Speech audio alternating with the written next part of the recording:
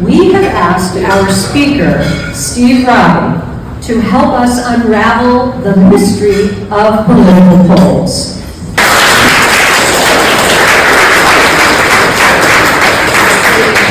So it's great to be in Montgomery County. I want to give tribute as I begin to Keith Howler, who maybe some of you know and knew. The cone of uncertainty. This was just in the Washington Post in the drawing board on Saturday. Maybe some of you, or maybe yesterday, maybe some of you saw it. But what is it about these polls, right? So we are going to try to unravel some of that mystery. And the mystery of the clicker is one of the mysteries. There we go. So we'll see how that works. But anyway, so the Credentials of Opinion works. Thanks to Susan for giving a little rundown. I mean, we are working for the Baltimore Sun since 2007. We've been their pollster for a long time. And I've been through multiple ownership changes at the Baltimore Sun. And I still love them. You know, they're a great organization. And some of these others. And we really are focused on trying to figure out how humans make decisions. We are social science based. So we are thinking about decision making, we're thinking about the factors that drive decisions. After all, our vote is a decision, it's a behavior, it's something that we need to study in a social way. And so that's the way in which I approach polling, and I'm going to talk about that here today. So I'll give you a couple quick little snippets of work that we're doing. This is the EPA work for the Chesapeake Bay program. And there's a great website called ChesapeakeBehaviorChange.org, which belongs to the Bay program. We have conducted the research and helped develop this website for them. And it looks at stewardship behaviors across the Bay watershed. And what are people doing? What do we hope that they'll do? And how do we get people to perform behaviors that they're not performing today? It's a large sample size study, 6,500 interviews, including 1,700 right here in Maryland. So we have an ability to look very carefully at behavior down to the local level. My next example, so for the Recycling Partnership, which is a national NGO, which works with industry and local recycling programs to make recycling work better at the local level. We have developed a confidence index where we're looking at how people feel about recycling and whether they are going to behave the more confident they feel. And the answer is yes. And so I think there are some issues with recycling confidence today. Do we really believe that the things we put in the recycling cart are going to end up getting made into something new and something useful? Question mark. You know, so that's one of those things. You could think it's a very short step from here to voting behavior and people's confidence in our system of voting. And part of what's so important about your work and about the times that we live in is that issue of confidence. Confidence in our system, confidence in our voting, and whether it's going to be representative. And so it's something that I share with you, that sense that this is very important for us all to be working on. In Howard County right now, we're in the field doing a health assessment. I show you these examples because survey research is not just about political horse race polls. The same methodologies that pollsters are using to try to handicap a race are being used for extremely important public health decisions and other societal decisions. And so our public's confidence in polling and in surveys is very important to maintain as well. And those of us that are practitioners of the art of polling need to be ethical and to try to get people to feel good about what we're doing, for sure. So this is one of I put this one up here because this was our greatest success, you know. In 2010, when O'Malley was running against Ehrlich, and we came out in mid to late October with a 14-point lead for O'Malley, and it was nerve-wracking because that was way beyond what conventional wisdom thought was the case, but he ended up winning by exactly 14, which was nice, although I was probably, truthfully, a little ahead of the curve. We probably did overpredict, and he was moving in that direction, but sometimes it goes well. There's another example of where it went well. Anne Arundel County, so for the Baltimore Sun Media Group, they also own the Annapolis Capital Gazette. And so we worked for them last year in the county executive race, and we called it by 8 points, and Stuart Pittman won by exactly 8 points, so I felt good about that one too. And my friend Chris Trumbauer, who works for Stuart, said, you should tell everybody about this. So that's why I'm telling you. But then there's this, you know, so here we are trying to predict the Angela Alsobrooks-David Trone race back in the winter, spring. So we are there, the second one down, April 7th through 12th. The ultimate election, as you might remember, was May 14th. And the result was Alsobrooks by 10. I'm going to have more to say about that later, but clearly we were a little bit out of the mainstream. Now, it's possible that there was some movement going on in that race. I think there was. I think Angela Alsobrooks really closed, and then there were some things that Trump did in the final days that weren't so smart. And so I think some things did shift in that race, but nonetheless, we had a blunder. I would say we had a blunder. And so part of the message that I want to convey to everybody is that no matter how careful you are in polling, no matter how much you think about it and attempt to employ the best methodology, you still can have bad things happen. So we need to have forgiveness and grace for our polling friends who are trying their best. Some are, not all. So we all know that there's been a lot of error in the presidential polling, and that's, I think, part of the impetus for this conversation here today. This is a Pew Research Center graphic, and you'll see a number of things today from Pew. I really think that they do a magnificent job of looking academically at everybody's polling, including their own. One of the truths about the polling profession is that we are very critical of ourselves and each other. You know, it's a hard, it's like being an artist and going through art school and being subjected to criticism, you know, as a young artist. It's sort of like that when you're a pollster. I mean, imagine, you know, you do something like that Trone Alsobrooks poll, and then election day comes and everybody can see just how wrong you were. So, you know, presidential polling going back to 1936, which is on the left, that's when George Gallup was out there in the field with interviewers going door to door, and that's how the profession began. And it was heavily tilted in those days. I mean, those early polls skewed towards the Republicans, which is what the red bars mean. And then you can see there's a lot of variance going through the years and how accurate the presidential polling has been. We're obsessed with the fact that in 2016, things didn't go so well for pollsters.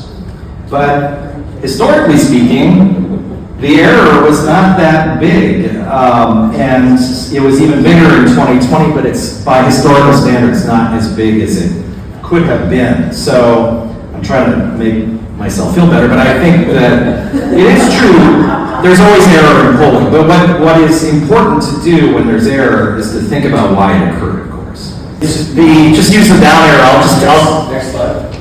yes, let's go to the next one, and I'll just say that, and then that might make it easier.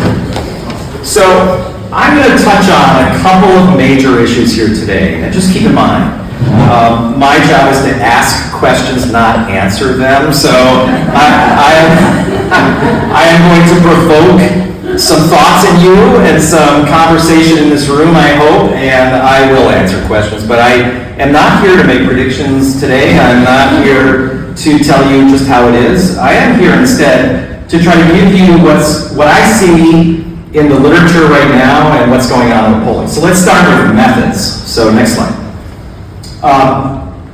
The first thing to talk about is telephones. So this is no surprise. We're all very familiar with this phenomenon. When I began working for Keith back in the mid-'80s, I actually worked for him in 1986. And he had an office in Bethesda, and he had a little call center in there. And I had another job, and I would come up at night, and I would be his night call center supervisor. And we literally took the Montgomery County phone book, and we would draw a line after every 20th name, and we would do a randomization that way, and our callers would work from the phone book, and they would ring people's landline phones in 1986, and we got people to answer them. And it was pretty accurate, too, and that's not like that today. So here's Pew's number. This goes up to 2018, but they're showing the telephone response rate declining steadily from 36% in 1997 down to 6% in 2018. So today it's about 1%. So it is common in political polling that if you're going to get 1,000 completes, you're going to start with 100,000 voters. So what do you think about that? What about the other 99,000 who are not answering their phones? And do we suspect that there could be any differences? So the first thing I want to say to us is that when you see a methodology statement where the pollster has relied entirely on the telephone, that's the first thing that you should question. So let's start with that. Okay, let's go to the next slide. Now, having said that, in Iowa, there is a renowned pollster, Joanne Seltzer. You probably have heard of her. She does the Iowa poll for the Des Moines Register, and her work is accurate and revered. She is looked at nationally as somebody who's very good. She's just released a poll through the Register which shows Trump only 4 points ahead of Harris in Iowa. It's a surprise. And she talks very openly. If you look this up online, you can look at the Des Moines Register's website. You can find this, and there's a video of her talking about her methodology and why she does things the way she does. She believes in the telephone. Now, maybe Iowa is different from Maryland. I know this because our call centers always complain about Maryland. They're like, nobody answers the phone in Maryland. We are worse than other states in that regard, if that's possible. And in Iowa, maybe they're still answering the phone to a greater degree. But I still question this, and I'll be curious to see how close she is on election day. But she's great. She's very careful and good. So here's one advocate for the phone, something to think about. Okay, let's go to the next slide. But I do want to talk about this. So Pew did a wonderful study a few years ago. This is 2010.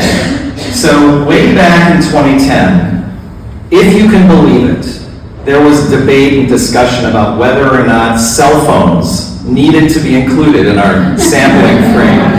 Because there were still so many landlines out there that there was actually a debate in the profession. Do we need wireless? And when I'd go into meetings, I'd be asked, are you going to include cell phones? You know, so what Pew did, and I love this, they looked at 11 polls, their own polls, and they looked at polls that they had done both landline and cell, a blended methodology, and then they took the cell out and reweighted the landline sample so the demographics and the socioeconomics and the political was exactly the same as the blended. And what they found is that the landline-only sample across 11 polls was skewed towards the Republicans, and it was skewed by 5 points or so. So here you can see the top bar is landline only. Obama's approval rating at that time, the president at the time, was 45-45 in the landline sample, but in the blended landline cell sample, it was 47-42, a +5 for Obama. So the point that they were making at the time was, you gotta have cell phones in your sample, because you can have the exact same demographic profile, but the people who respond to cell phones versus the people who respond to landlines are different people. They're different. They're made differently, even if their demographics are the same, even if their household income is the same. And you can read this. I put all the citations on the slides, but it's a great study to look at. It's old, but it holds true. And if anything, this has been exaggerated today. So we have to be very careful about our mix between landline and cell. Okay, let's go to the next. Here's another question from that same study, and this is the generic ballot. You may be familiar with this, where you ask people, are you likely to vote for the Democrat or the Republican in your congressional district? It's called the generic ballot because you don't put a person's name into it, but it's used to baseline kind of where the country is in terms of party control in the upcoming election. So the generic ballot question's been asked a long time. We ask it for the General Assembly in Maryland frequently. It's just something you ask to kind of figure out if voters are in a change mood or if they like the incumbent party or whatever. So the landline only sample was Republican +6 on the generic ballot, and the blended was even, 44-44. So again, it was like this all the way through their study. Let's go to the next slide. So there's this not so new but still pretty new thing, text to web. This is one that I received. Has anybody in the room gotten any of these invitations on your cell phone? A text message saying, click on this link and take our poll. Has anybody done it? No. Charlotte, oh, after talking to me. Charlotte's done it well. So the response, this is much less expensive than actually calling people on the phone. There are federal laws which dictate how you can send out text messages, so you can't run afoul of that, but it's much less expensive, but its response rate is still only 1 to 3%. In fact, on our Sun poll, the Trone-Alsobrooks one that I showed you earlier, the portion of our sample that was text to web, we got a 3% response rate, and the guys at the call center were like, wow, that is really great, what a great response rate, 3%. But what I noticed about the respondents and what I've been looking at in other people's polls is there's evidence that they are more motivated about the election and more partisan. People, you think about it, people who are going to respond to a text link to take a poll probably have a likelihood to have something they want to say. And so you do underrepresent in this methodology, in my opinion, people who are a little bit less committed. This is not the methodology to get your soft voters into the sample, that's for sure. Let's go to the next. Then there's online sampling, which we should talk about, and there's really two varieties of this today to think about. And there's very strong feelings in the profession about this, very strong feelings. I mean, it's really, people are gonna have fist fights at the association meetings about this kind of stuff. So there's something called a probability panel. So what a probability panel means is that people are invited to the panel in a random sequence. In other words, you take Montgomery County, hypothetically, and there's whatever you have here, 1.1 million people, however many households that is, and everybody is sort of arranged geographically in your file, and then you go to every nth, and you invite every 1,000th household into your panel, and you attempt to recruit them into the panel. You give them an incentive to be in this panel, but it helps to create a pool of people to take your survey who are representative of the community. I mean, it's a way to, in advance, make the sample representative. And people who do this, you can see there's some really big names involved. And these are big, respected names. So NORC, at the University of Chicago, they've been doing their economic confidence study for a long time. I mean, they're extremely good. Pew, Gallup, Ipsos. I mean, these are big organizations. They have probability panels. They're proprietary. You can't access them if you're me. Ipsos is the exception. They let you buy into theirs, but Gallup's, you can't get into it. I can't access them except for Ipsos. So they're really good, but proprietary and very expensive to create and maintain. And then let's go to the next slide. The other type of online sampling is called non-probability. And the people who are probability poll samplers sniff when they say this. Non-probability. It's a dirty word. Some call them opt-in panels. So they're large consumer databases. People join them because they see an ad or because they're somehow recruited or something. It's not randomized in the same way. So that's the big complaint about it, is that it's not a careful randomized method of selection. This really offends quantitative people, and so you can tell where I'm coming down on this whole question, but what's remarkably good about this method is that the people that were long excluded from traditional polling, and I'm talking about younger people, lower income people, people of color, people whose first language is not English. There's a variety of groups in our society that have been underheard, underrepresented in polling for many, many years. This method welcomes them in. This is a method that is much more small d democratic. And if you use it carefully, and that's a very important caveat, you can do a really good job with it. It should never be your only method, but it could be part of your method. And it really does give you a share of the electorate that maybe some others are missing. So it's something to think about. It's accessible. We subscribe to a dashboard that gives us access to about 60 of these panels so we can blend them. So it's very interesting. Let's go to the next.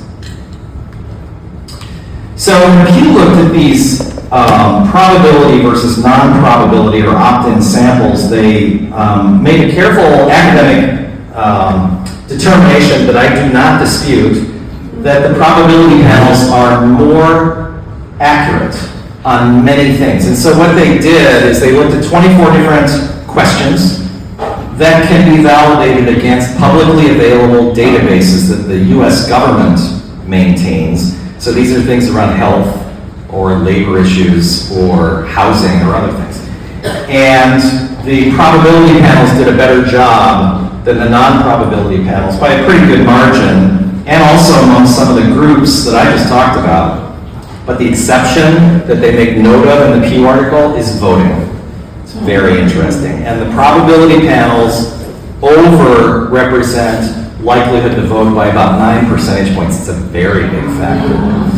So there are people using probability samples in their election polls, and that's okay, but they need to correct for that factor, because what Pew thinks is happening, including in their own, is that people that are more civically engaged are more likely to get recruited into these probability panels, whereas the non-probability panels, where you just kind of join a panel, you just see an advertisement or whatever, those are much more open and welcoming, and that there's not that bias towards civic engagement. So that's something interesting to think about. I'm giving you a lot to think about. Okay, let's go to the next slide.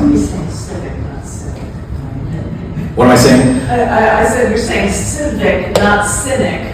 Oh yeah, right. Civic. Thank you. So another Pew graphic, and this is them looking at since 2000. Those different colors. We know it's not important what they are, except I'll tell you that the dark blue on the bottom is live phone random digit dial. That's the really authentic kind of old way to do polling. It's drop way off, and the darker orange near the top is online opt-in. So that's the method I was just talking about. That's growing a lot. So the message of this graphic is, number one, there's a profusion of pollsters. The reason that the mountain is growing is because there's about twice as many organizations doing national political polling today as in 2020. There's a lot of good organizations, and then there's others that aren't doing such a careful job nationally. There's a great diversification of methodology. Everybody's experimenting and trying out new stuff, and there's definitely mixed success, right? So we're in this interesting time in polling where there's a lot changing. So let's all keep that in mind as we look at polls. And this is just an add-on to that last slide. This is, the light blue is pollsters working nationally who are using only one method.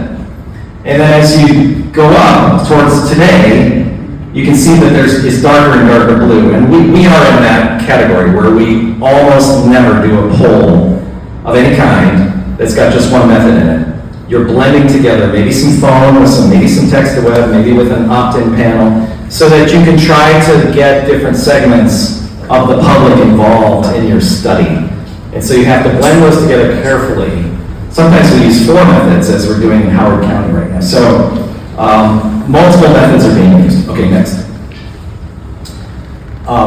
This is the Washington Post when they released a poll the other day that you may have seen, looking at Angela Alsobrooks versus Larry Hogan, and they have the margin of 11 percentage points, which they admit is a little bigger than a lot of people think it is, but who knows? They may be right. They may well be right, but their methodology statement indicates that it's phone only with a fair amount of landline, and at 16%, that feels too much to me, and text to web, quite a bit of text to web. So, question mark. All I'm saying to you is always look for the methodology statement. Anytime you read any sort of polling, the Post has started doing this, and they put it at the end of the article. So if you see a polling article in the Post, just go to the last paragraph, and that should tell you how they conducted it.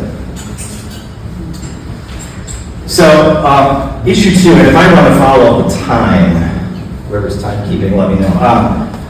Accurately reflecting the electorate. This is going to start to pick up, bless you. It's going to pick up speed because that methodological section was the toughest, thorniest, wonkiest part. This is going to get more fun as we go. So, accurately, in italics, reflecting the electorate. So let's go to the next slide. One note, we talked about this at our table at lunch. You'll see registered voter polls, and you'll see likely voter polls, RV and LV. Sometimes you'll see that in paren or something like that after in a methodology statement or a box. when you are trying to predict an election, you do not do a registered voter poll. You do a likely voter poll, right? I mean, this is logical. You will nonetheless see registered voter polls on the presidential preference, especially earlier in the election year. Like, you can think back to last February or March or something. There were still a lot of registered voter polls comparing Biden and Trump. What is the point of that? And oh, by the way, we have an electoral college too, remember? So a national plebiscite is not what we do, in case we haven't figured that out in the recent elections. So always look for a likely voter poll. And of course, in the presidential world, you should be looking at those swing states. Most pollsters are going to have some kind of a model, which I just hid from you. You know, that's the Maryland model that we use. But it's based on a couple of things here. So expected turnout in the current year based on past patterns of turnout. I mean, you look back at recent elections and try to figure out what you think is going to happen this time based on whatever you know. And of course, the Board of Elections is able to tell us a fair amount. And then other things may be available through other sources too. Maybe there's some street knowledge of kind of how it went. But you know, you try to create a model that's going to be able to explain who's going to come forward this time around. And you extrapolate from past to present as best you can based on data. In the old days when we were calling everybody, we could use a voter file with voter history codes on it. And some pollsters are still doing this, and that was wonderful because you could look at people's actual behavior. So you tell me you're coming out this time, but you haven't voted in the last 5 elections, so I don't know what's going to happen. So we can exclude people like that in the past, but if you can't rely on the phone, that becomes very problematic, of course. So we don't quite have the luxury of that anymore in the same way. There is a national vendor called L2, which sells a lot of voter file products to call centers who are doing political polls claiming that they've got these codes on it. And so it's mixed. I mean, some are good and some are bad. And then statistical weighting. So after you've collected the survey out of the field, then you have to look at it, and you may have to, like, women are usually a little more friendly to pollsters than men are. So there's a few more women in our samples usually than men. So we have to kind of weight things a little bit to bring them into balance. So if you look at this, you can see there's a lot of, it's like being a chef. There's a lot of stuff going on. There's a lot going into the poll. It's not just a pure science. There's a little margin. Let's go to the next slide. This is one that interests me greatly. So, this is Pew looking at its own probability panel and becoming concerned that the number of people who call themselves Republican is declining in terms of who's getting recruited into their panel. So what Pew has decided, and they're great, and they are smart, and they're attentive, and they're careful. I'm not sure I agree with this decision. You know, they've looked around at other national, more academic type polling that exists, or government-based polling, and they have decided that this is not what's really happening, that the number of Republicans out there in the electorate is staying steady.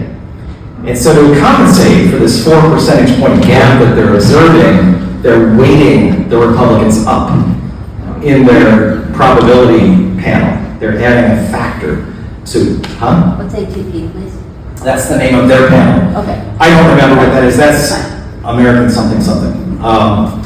So that, yeah, that's just the branded name of their panel. But so they are weighting Republicans up. And so this is, they're transparent about it. A lot of other pollsters are not at all transparent about what they're doing with their weighting. And we all are protective of our secret sauce. But I think you kind of have to wonder about this sort of thing because, you know, none of us knows how many Republicans and Democrats are actually out there abroad in the electorate at large. We don't know. In Maryland, we know because we have partisan registration, but in Virginia, they don't have partisan registration. So we don't know about Virginia. We don't know about a lot of states, and so you can't know this. So this is something that's a guess on their part. Let's go to the next slide. This is the one. This is a similar slide. It's about their recruiting. The same thing is happening. So they're recruiting more. Yes. Just finishing up, timing, giving you some time. How much time do I have? 20 minutes. 40 seconds, 2 hours. So interesting. 5 million? Okay. Let's go to the next slide in that case. So, issue B under this thing of modeling who's actually going to vote on election day is screening for voting likelihood. So in addition to figuring out sort of the patterns in the electorate, you also want to ask people, are you really going to vote? So there's 4 examples here. It doesn't matter what they are. I use the 1 through 10 scale, which I inherited from a national pollster I admire, and I think this is a good scale. But others use 5 points and 4 points, and the one in the middle would definitely vote in yellow. That's Joanne Seltzer's in Iowa. She uses that one. Siena College uses one where they bake a lot of other stuff. They ask people this, and they also bake some other questions in, so they have kind of a little matrix. But everybody, we need to ask people what their intention is this year, of course. And so this is part of the equation. Let's go to the next one. So I'm going to talk to you about over-learning the lessons of 2016.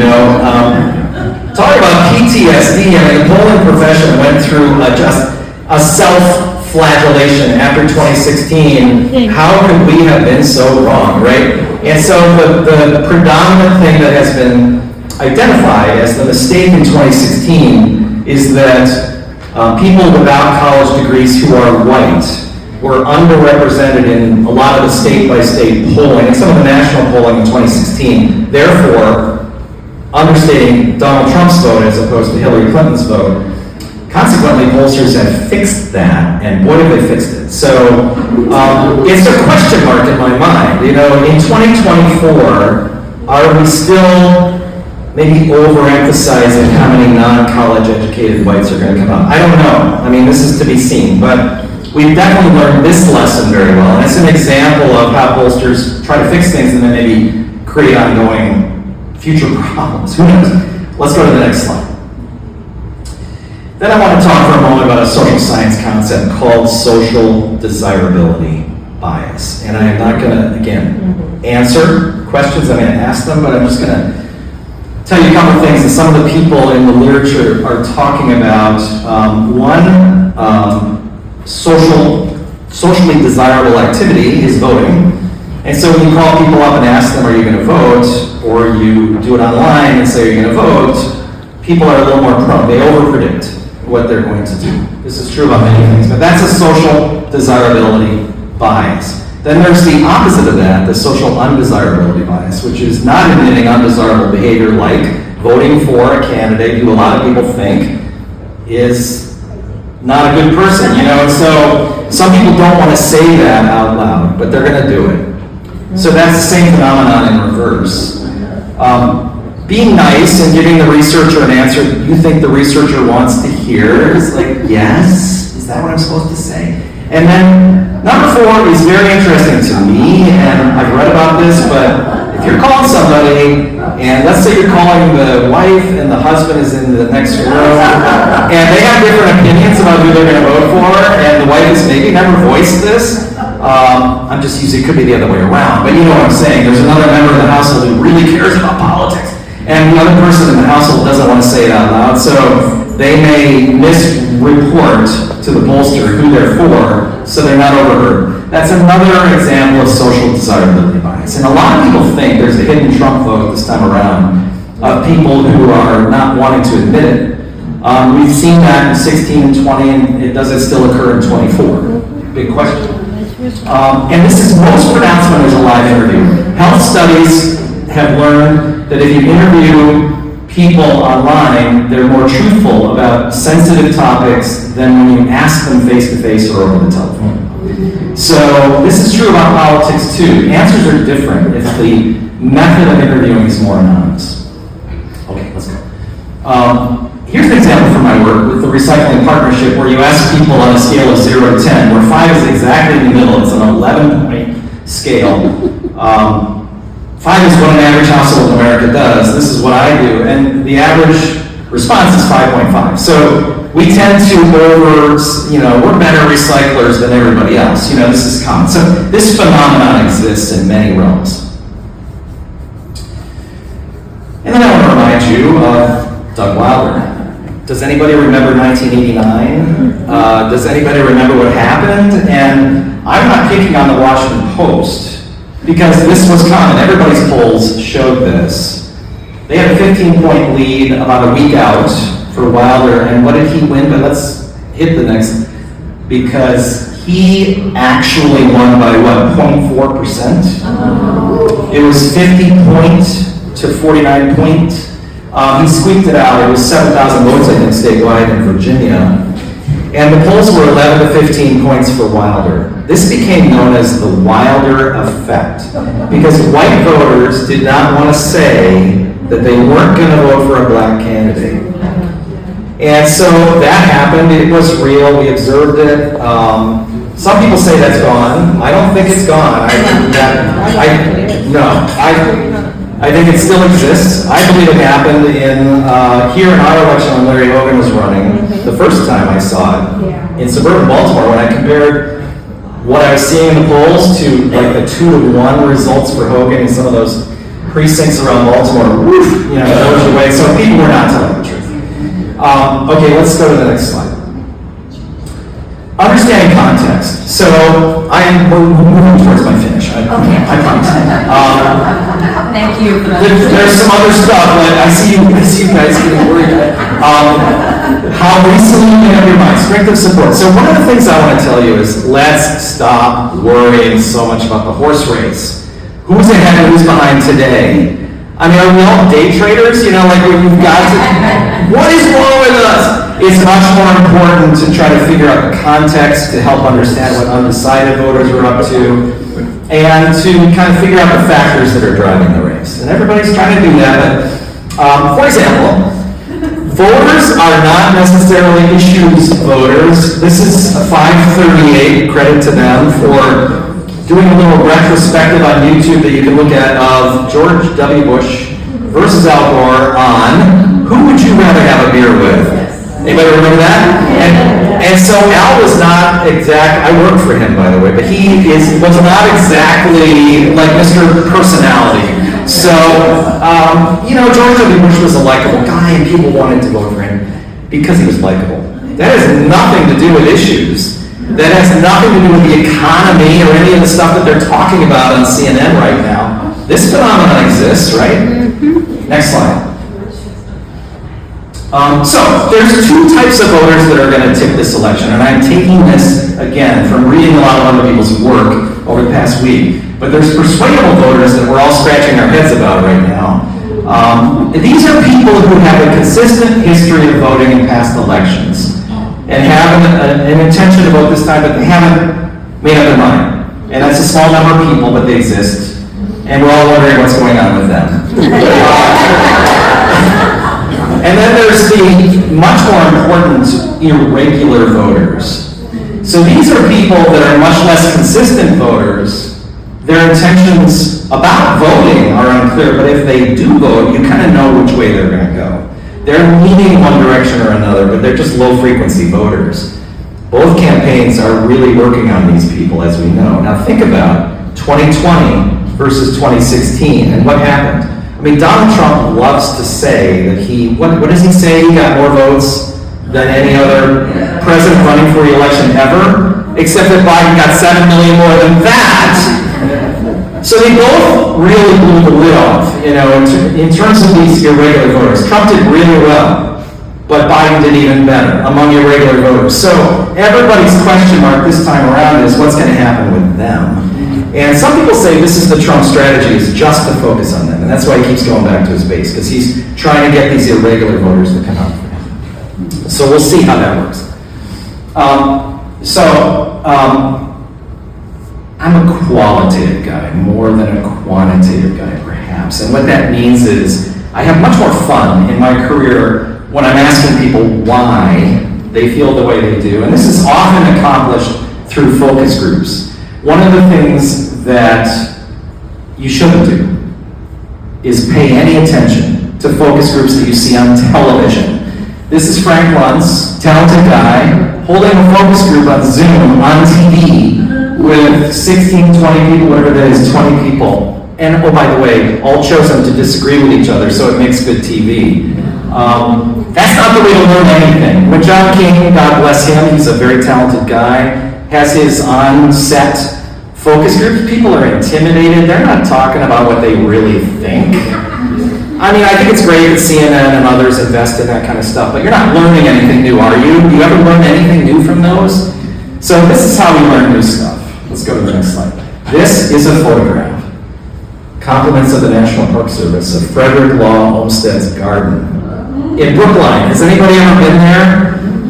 It's beautiful, and one of his design principles was he had rooms in his garden. He wanted you to walk through the garden and have an experience as you walk from one to the next, and it changes as you go. That's what research is to me. It's a garden walk. You want people to feel good and natural about the questions you're asking, and you want them to feel at ease and totally comfortable answering. So they're not explaining in front of people they disagree with. They are not on television under hot lights, being nervous. They're in a comfortable setting. That's where you're really going to learn. So hit the button.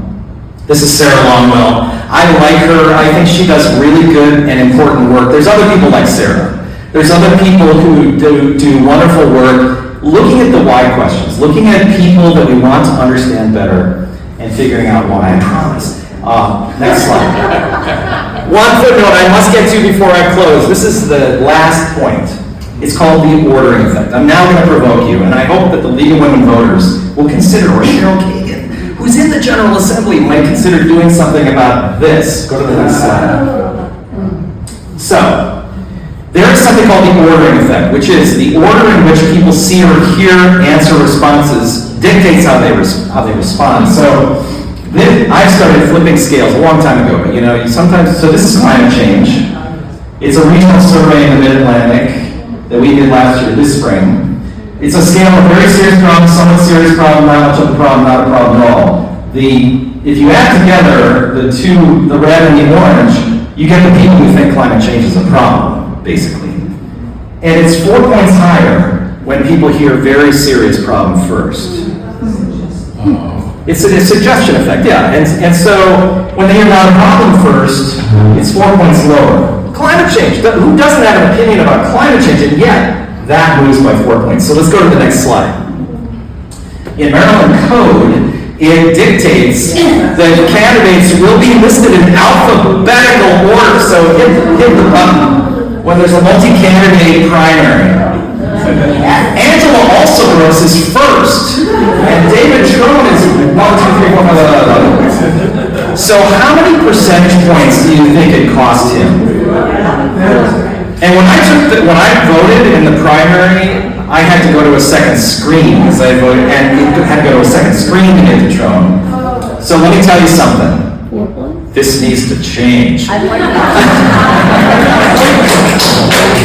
it's unfair to those of us with names in the second half of the alphabet. All right, I think the last slide. My summative thoughts for you are these.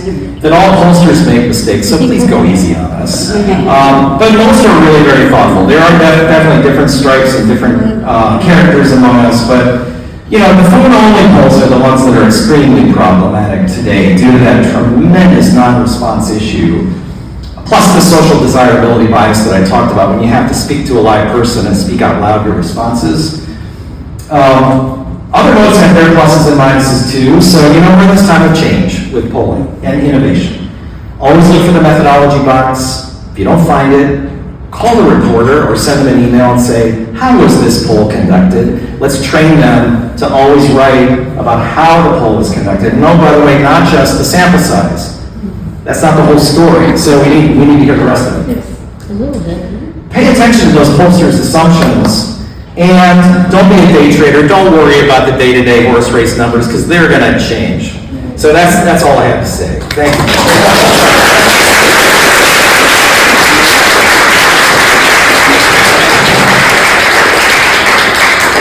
I wonder if maybe you could take 1 or 2 questions. Of course. And question is question rather than statement. Statements, okay. Are you aware of anybody setting up some survey method in terms of immediate response to issues? Like, for instance, what's going on with the hurricane? Like, who do you have most confidence in terms of working on this?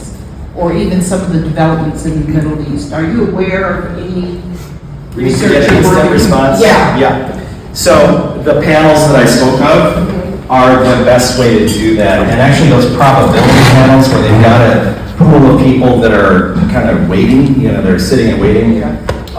That is a great way to do exactly what you're talking about, is to get instant response. And sometimes, like with debate, you see snap polls after a debate. They've warned the people in advance, we're going to contact you, so please watch the debate and be ready, kind of a thing. So you can, now that introduces its own biases, by the way, but you can do stuff like that to make it possible too. Did you have a question? Oh, very quickly. Do you think local polls can actually influence elections? Of course. Yes, of course they can. So if we say that a candidate's way ahead, the saw that I'm on right now is I'm so interested in the idea that everybody has to say that the election is so close. And I think from a social science perspective, when you keep telling the public that the election is so close, I understand why we're doing that. I understand a lot of the polls support that idea in a way, but that reinforces this idea and girds everybody. So, there's nobody who has the courage to say, we're going to run away with this thing, or that is a social science. That would take courage, but that would actually create momentum. It would be interesting to watch. I would like to see more candidates try to do that.